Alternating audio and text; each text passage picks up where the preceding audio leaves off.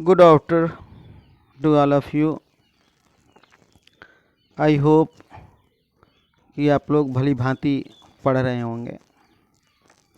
आज class 11th के first chapter का ये तीसरा वीडियो लेकर मैं आप लोगों के समक्ष हूँ। फर्स्ट 2 वीडियो में आप लोगों ने देखा कि हम लोगों ने बात किए जैव विविधता के बारे में बात किए, और आप जानते हैं कि यह जैव विविधता ही नई नई जातियों की उत्पत्ति का आधार है। अपने देश में जैव विविधता बहुत अधिक मात्रा में पाई जाती है। पूरे दुनिया में जो 12 मेगा डाइवर्सिटी जोन हैं, जो क्षेत्र हैं, उसमें से एक भारत भी है। लगभग 18 लाख जीव जंतु वनस्पतियों की खोज हो चुकी है, जिसमें से 12 लाख जंतु और लगभग 5 लाख वनस्पतियां हैं। किसी अकेले व्यक्ति या साइंटिस्ट को इन सब का अध्ययन करना एक बहुत ही दुरूह, कठिन और असंभव सा कार्य है। इसीलिए वर्गीकरण की आवश्यकता महसूस हुई। वर्गीकरण के द्वारा हम जीवों में पाए जाने वाले लक्षणों के समानता और असमानता के आधार पर हम उन्हें भिन्न भिन्न वर्गों में वर्गीकृत करते हैं। ये जो वर्गीकृत करते हैं, ये कुछ नियमों पर, कुछ लक्षणों पर आधारित होते हैं। आज के इस लेक्चर में हम लोग इन्हीं पद्धतियों के बारे में, इन्हीं सिस्टम्स के बारे में बात करेंगे। साथ ही साथ मैं आपको स्पष्ट कर दूं कि ये वीडियो आप अंत तक ध्यानपूर्वक देखें, कारण इस वीडियो में मैं जगह जगह आपको बायोलॉजी का सूत्र दिया हूँ, और जो आगे चल के आपको याद करने के लिए, आपको कंपटीशन आदि के लिए बहुत ही महत्वपूर्ण होंगे। तो लेक्चर को देखना और समझना बेहद ही ज़रूरी है। आप इसको पूरा देखें, आपके लिए यह उपयोगी, ज्ञानवर्धक सिद्ध होगा, ऐसा मैं विश्वास करता हूँ।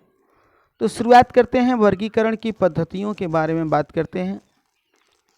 बात होती है सिस्टम ऑफ क्लासिफिकेशन के, कि वर्गीकरण की क्या पद्धतियाँ हैं।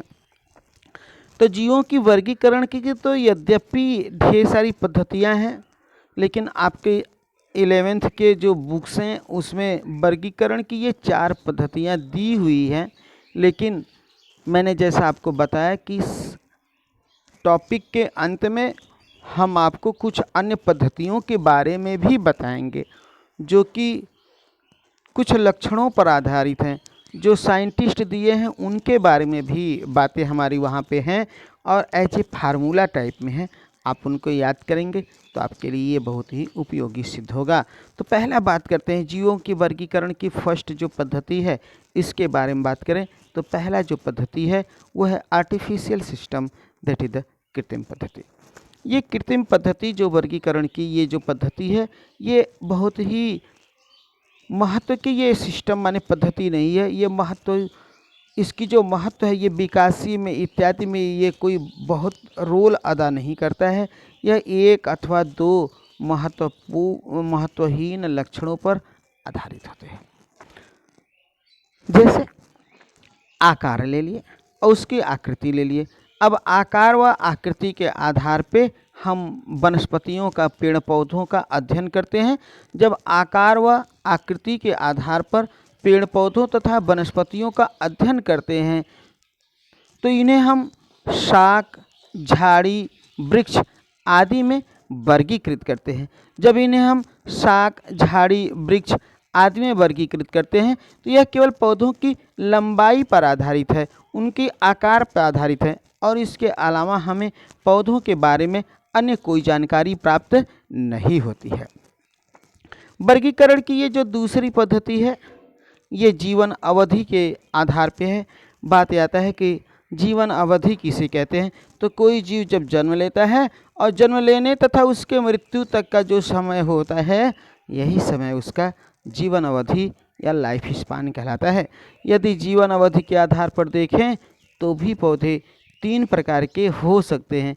कुछ पौधे ऐसे हैं जो 1 वर्षीय हैं, कुछ पौधे ऐसे हैं जो द्विवर्षीय हैं और कुछ पौधे ऐसे हैं जो बहुवर्षीय हैं। 1 वर्षीय में फॉर एग्जाम्पल जैसे आपके जितने भी फसलें हैं, चना, मटर, गेहूँ, सरसों, धान इत्यादि, ये सभी कैसे पौधे हैं? 1 वर्षीय पौधे हैं।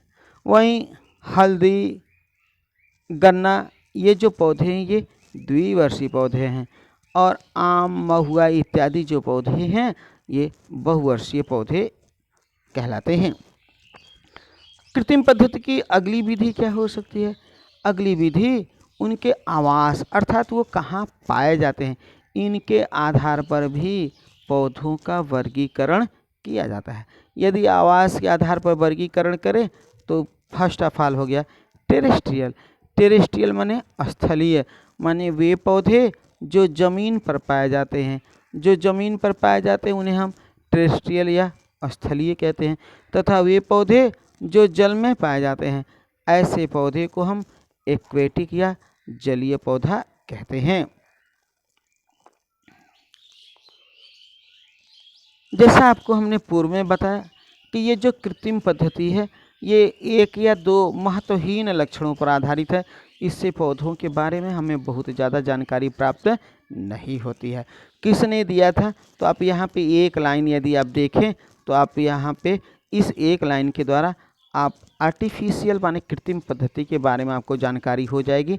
एक लाइन यहाँ पे थियो आरती हिस्ट्री प्लांट, थियो आरती हिस्ट्री प्लांट, थियो for Theophrastus, Aarti for artificial, history plant माने हिस्टोरिया प्लांटेरम।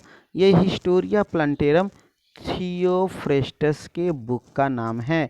अब यदि आपसे कोई पूछे कि भाई कृत्रिम या थियोफ्रेस्टस ने जो वर्गीकरण की जो पद्धति दी थी वो किस प्रकार की पद्धति है, तो आर्टिफिशियल पद्धति है। एक प्रश्न यहाँ से बनता है। अगला हुआ कि इनके द्वारा लिखित पुस्तक का क्या नाम है, तो इनके द्वारा लिखित पुस्तक का नाम हिस्टोरिया प्लांटेरम है। ना जो सेकेंड पद्धति है, जो सेकेंड है वो है प्राकृतिक पद्धति। इंग्लिश में बोलते हैं नेचुरल सिस्टम ऑफ क्लासिफिकेशन, वर्गीकरण की प्राकृतिक पद्धति।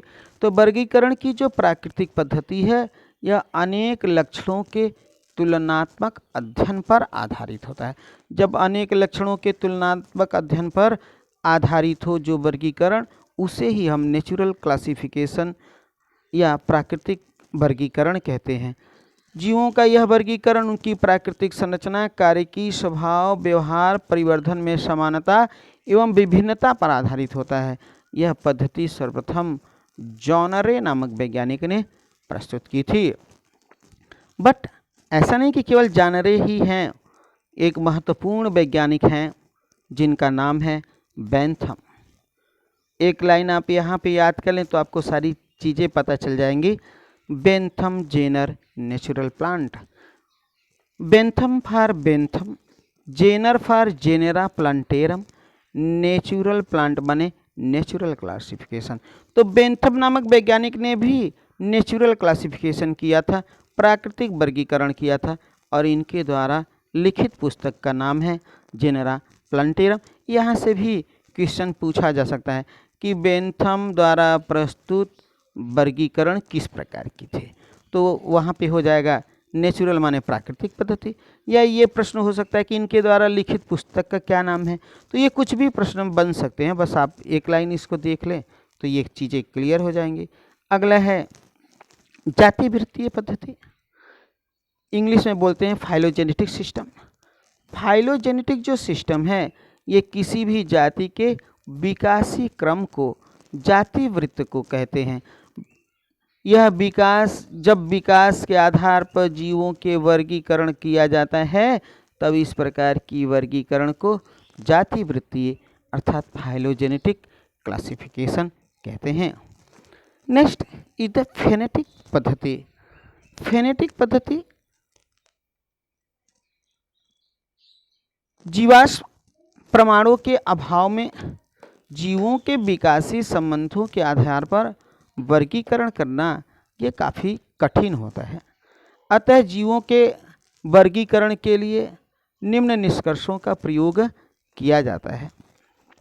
फर्स्ट ऑफ ऑल, फेनेटिक्स या संख्यात्मक वर्गीकरण।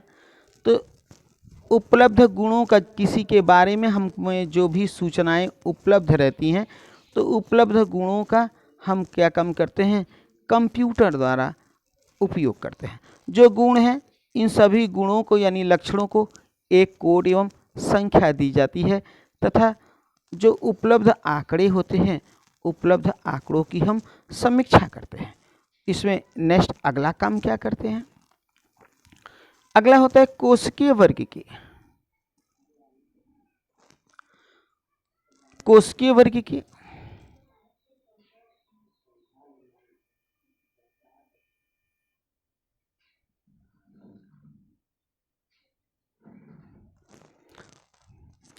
यह गुणसूत्रों की संरचना, संख्या एवं व्यवहार के कोशिकीय संबंधों पर आधारित होता है। रासायनिक वर्गीकरण, यह रासायनिक संगठन एवं जैव रासायनिक प्रक्रियाओं पर आधारित होता है। डीएनए अनुक्रम एवं प्रोटीन्स की रासायनिक प्रकृति के आधार पर अनेक संबंधों को स्थापित किया जाता है। वर्गीकरण की जो चौथी और अंतिम विधि है, यह है फाइलोजेनेटिक टैक्सोनॉमी। फाइलोजेनेटिक टैक्सोनॉमी का श्रेय जूलियन हक्सले को जाता है और इसी आधार पर नव वर्ग की विज्ञान अर्थात न्यू सिस्टमेटिक्स की नींव रखी गई। जीवों में वर्ग की समानताओं तथा जेनेटिक संबंधों पर जातिवृत्तीय पद्धति आधारित होती है। बट कुछ वैज्ञानिक हैं जो कि कुछ अन्य प्रकार के वर्गीकरण के बारे में उल्लेख किया।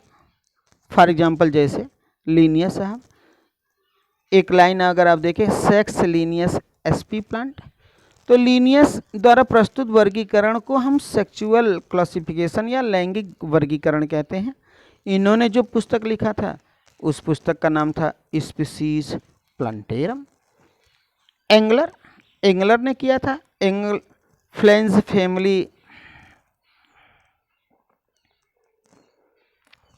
Family Engler plant.